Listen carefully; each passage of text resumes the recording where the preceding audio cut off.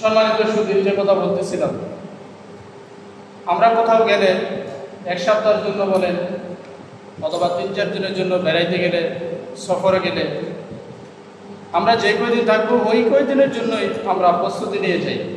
আসবাবপত্র, কাপড় চোপড় এগুলো আমরা নিয়ে যাই।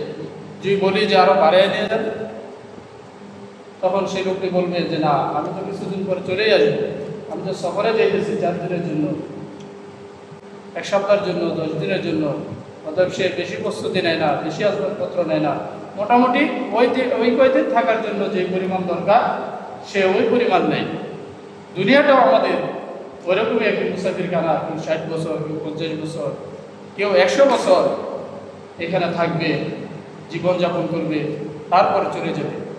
কিন্তু এই দুনিয়ার মধ্যে আমাদের মুসাফিরখানা, আমরা আসছি, আমাদের চলে যেতে হবে, এটার মধ্যে আমাদের স্থায়ী পরিকল্পনা।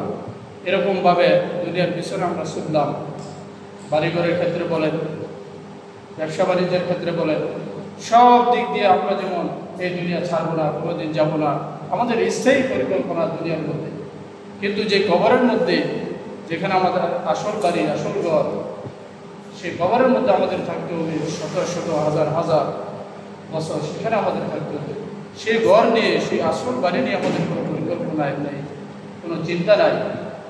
এই জন্য আসুন, দুনিয়ার পাশাপাশি দুনিয়ার থাকতে গেলে আসবাবপত্র যে পরিমাণ লাগে সেই পরিমাণ যেন আমরা করি। আর আমাদের যে আসল বাড়ি, আসল ঘর, কবর রয়েছে, এই কবরটা কীভাবে সুন্দর করা যায়, দুনিয়ার মধ্যে কি করলে কবর সুন্দর হবে, কবরের মধ্যে আমার জীবনযাপন ভালো হবে, সেই কাজটা যেন আমরা দুনিয়ার মধ্যে করি, যাতে করে আল্লাহ তাআলা আমাদের কবরকে সহজ করে দেন। হাসর, মিজান, ফুলসিরাত সব কিছু যেন